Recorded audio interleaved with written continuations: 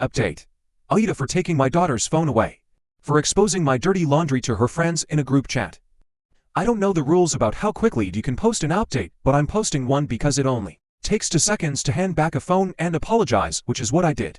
Shortly after, the thread began getting a lot of comments, which also is why I stopped replying.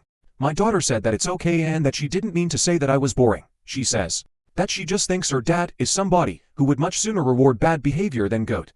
And that if I had been a liar, or even a cheater, somebody who mouthed it off to him or snuck around, he would have found that more worthy of love, and that's very sad. I know the thread became about the one incident with my daughter, but I think I at least partially it was a cry for help. Because I think I am coming to terms with the fact that the last time I worked for an extended period of time, I was 19, working for a family friend who owned a store. I remember when I first got married briefly helping my ex's father one day in the office of his business, where he told me to write out a few checks by hand to vendors. When I first started looking for jobs, an acquaintance looked at me sideways when I told her about my experience issuing handwritten checks for bookkeeping, as I saw a posting for a bookkeeper jobs and realized how out of it I was. My church has helped me. The bishop gave me money to pay 1/3 of my monthly rent once, but in exchange I did deep cleaning work and was on call to do other odd jobs whenever he asked, and had to give him access to all my financial statements. He also asked questions about why I wasn't maintaining good relations enough with my children's father, such that he decided to file for divorce. I am very grateful for the help he gave and will treasure it always. I want to do it on my own. So I am posting this update not just to update on the situation, but to ask if anybody has any suggestions.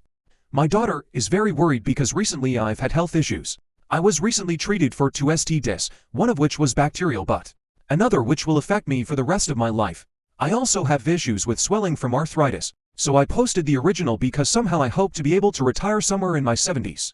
I understand retiring comfortably is asking too much, but just enough to live alone and not starve. I got advice about my ex's SS benefits and I'm hoping that will be enough. But if anybody has any tips, I would appreciate it too. I just want to live in dignity in my old age because I know health only continues to dip at my age. And while I can do the job I'm doing even with arthritis for now, I don't know about when I'm 70. I talk with other women who are facing divorce on this, but they refuse to address the topic, saying I shouldn't act like this is something to put anybody in paralyzing fear over.